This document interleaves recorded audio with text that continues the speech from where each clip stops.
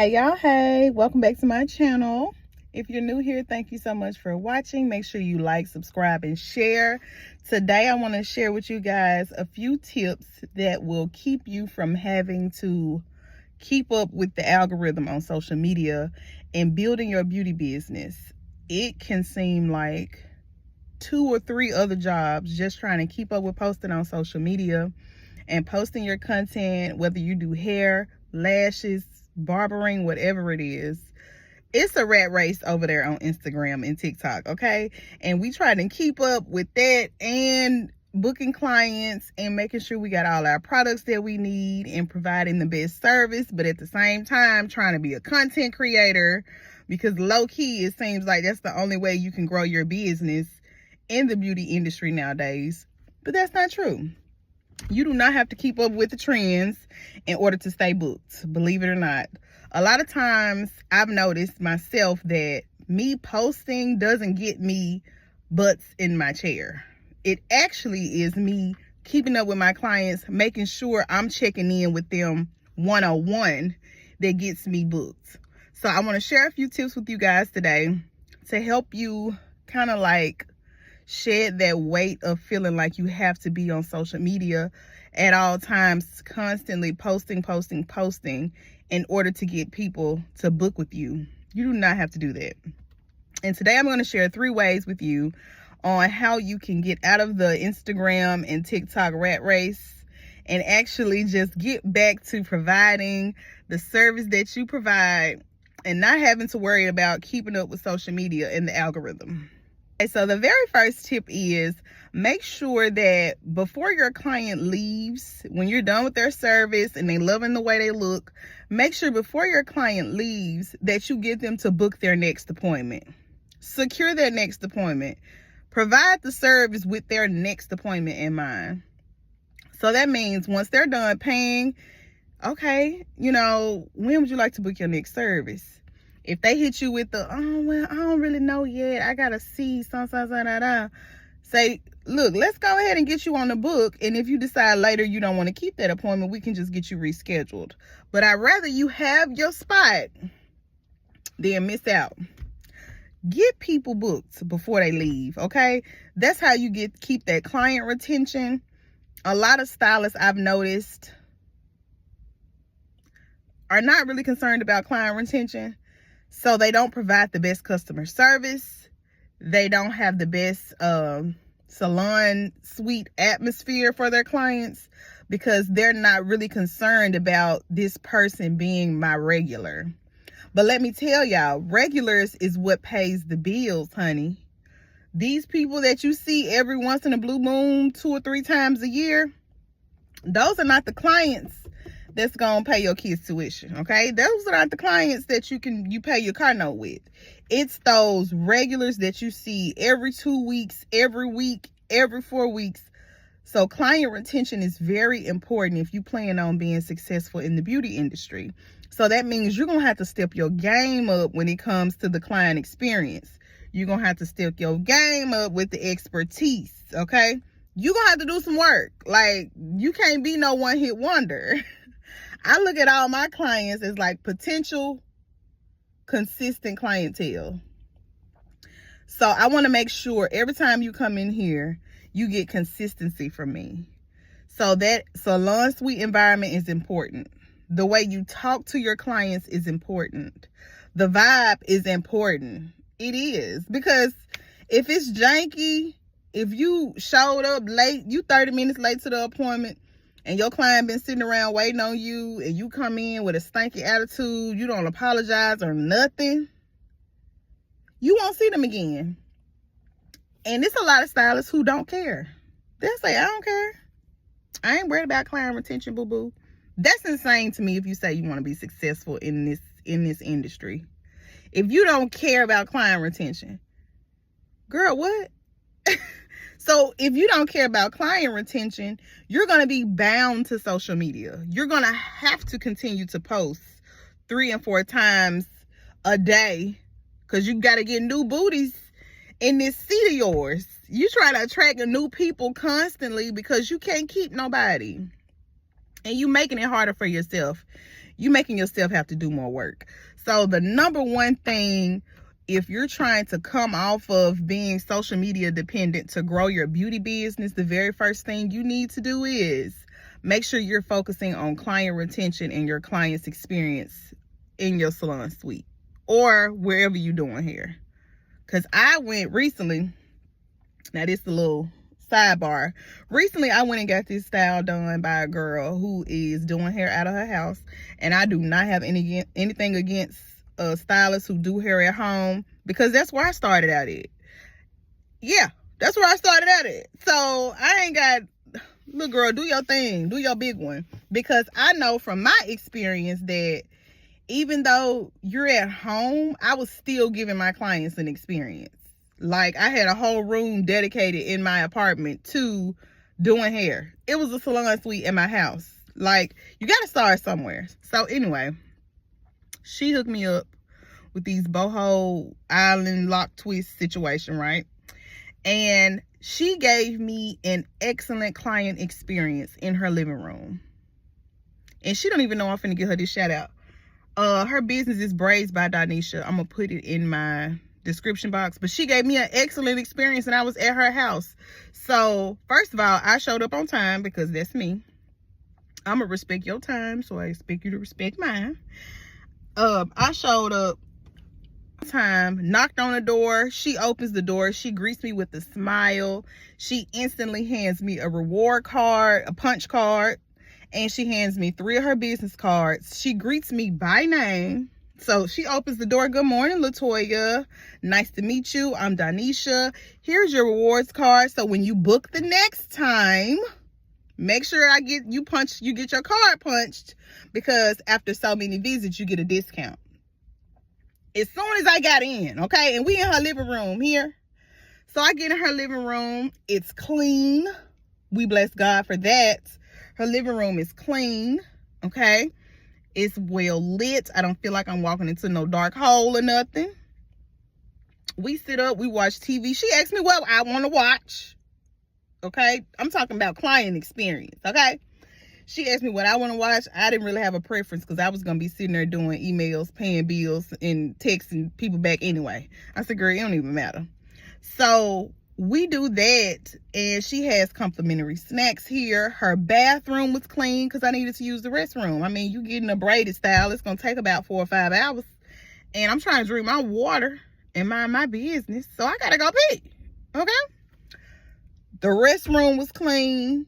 She did what she was supposed to do. She didn't have to stop and smoke no blunt. She ain't stop and roll up, drink no, none of that. It was professionalism. And I'm going to book with her again.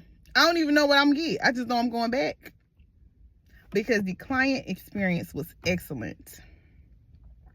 Okay? I have been in some salon suites, and I haven't had client experience like that. So client experience goes a long way.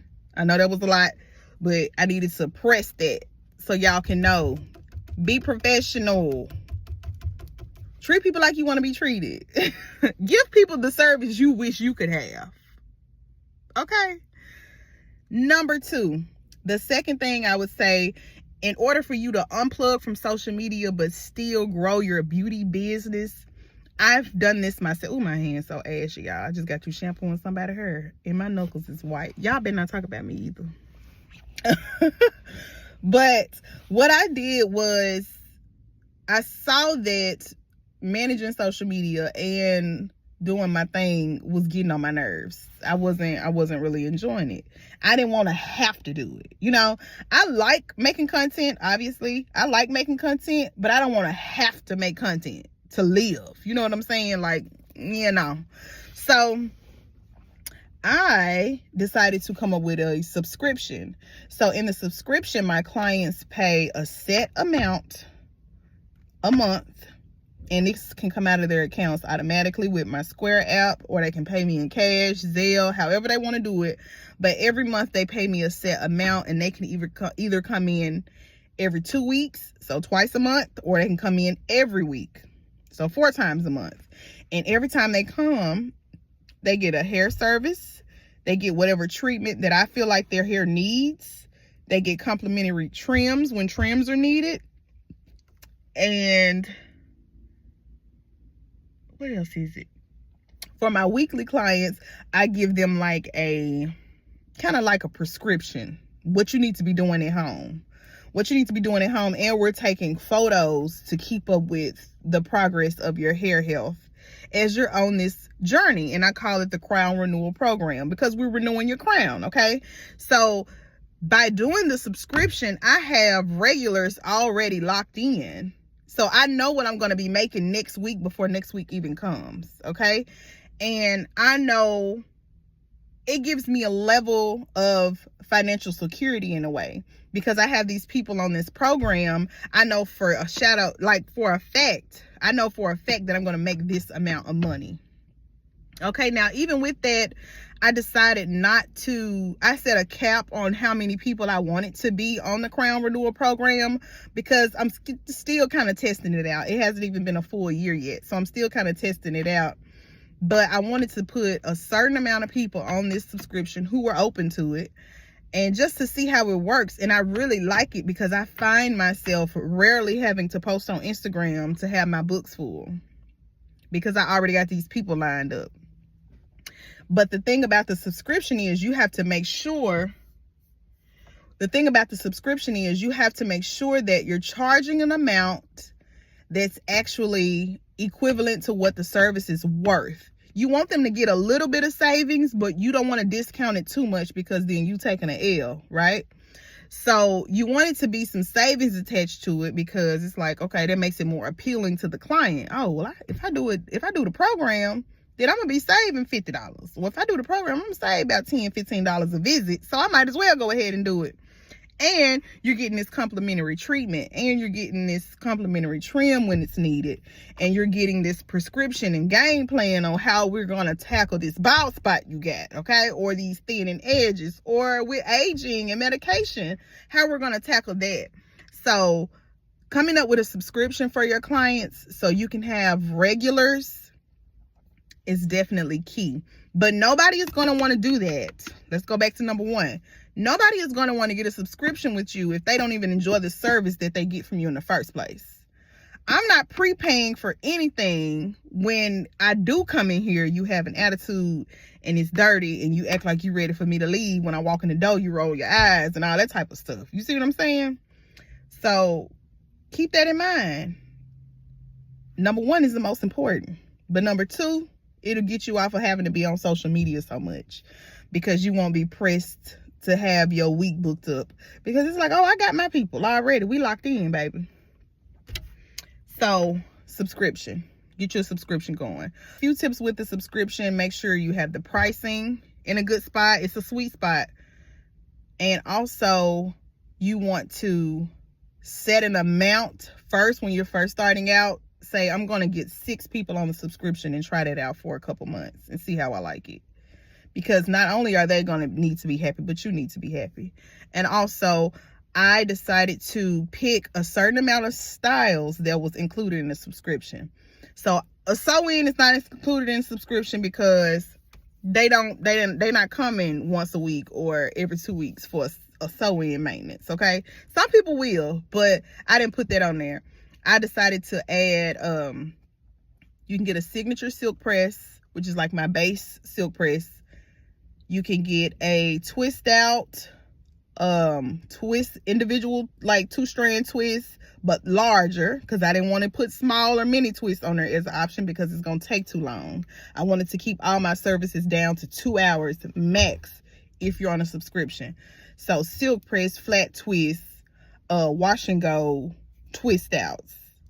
Those are the only things that are available on my subscription. And because I do a lot of those anyway, it wasn't a big issue trying to not sell it to my client, but invite them to be a part of the program. It wasn't very difficult, because I was doing those anyway. So those are a few things to keep in mind if you're going to go the subscription route. But if you want to come off of social media, that's definitely one way to do it, and it's very effective. I have been enjoying it, because I don't know when the last time I posted a hairstyle, a hair reel on TikTok or Instagram. I'm gonna be honest, and I'm doing good. I'm all right. I'm straight. You know what I'm saying? And last but not least, so you can come off of social media and you don't have to be so dependent on social media posting to secure the bag. Talk to your clients. Hey, if you notice you ain't seen sister so-and-so in 3 months, reach out to her. Hey, how you doing? Just checking in on you, see how you doing. If you needed any hair services, you know, I have availabilities next week on Monday, Wednesday, and Friday at 2 o'clock. If that works for you, I can go ahead and get you booked now. You ain't got to go post on Instagram to do that. And 10,000 people can watch your reel and you don't get one booking from that reel. But if you text Joyce personally or call Joyce personally and be like, hey, I ain't seen you in a while. How you doing? I hope everything is okay. I just wanted to see if you needed any hair services. I'm running a special. If you run specials, you know, I don't really do specials no more like that. But if you do, you do. Hey, I'm running a special, I got openings. And make sure when you reach out to them, you let them know what your openings are in that text message or email or phone call straight up. So you can let them know, look, I got an opening tomorrow at 3. You good? You want to come? You want to pull up? And they may be like, girl, I've been meaning to call you. Yeah, go on, put me down. I'm just telling you what I know. Okay, so give these a try. Number one, that up that client experience. Make sure you're giving people the best experience in your salon suite or in your living room, wherever you're doing hair. Number two, try out the subscription program and see how you like that. And number three, call and email people directly. Stop counting on the algorithm to make your business successful, because it's not always gonna work. It just is what it is. It's so much content out there on social media. You may make the fast reel ever. Spent the hour putting it together and editing it, and you don't get a booking. Nobody texts you and asks you for that style. Nobody is trying to book that look. And it's because it's just so much out there. But whoever does social media and they use that to count on their business growing, I am not knocking you, because I went down that road too. But I gave it 2 months. And after I noticed after 2 months, me making these TikToks and reels ain't working, it was over with. I hope you guys found this video to be helpful. I tried to share some really practical ways that you guys can unplug from social media but still grow your beauty business. So if this was helpful to you, make sure you put some fire emojis in the chat. Let me know. And if you guys have any more ideas that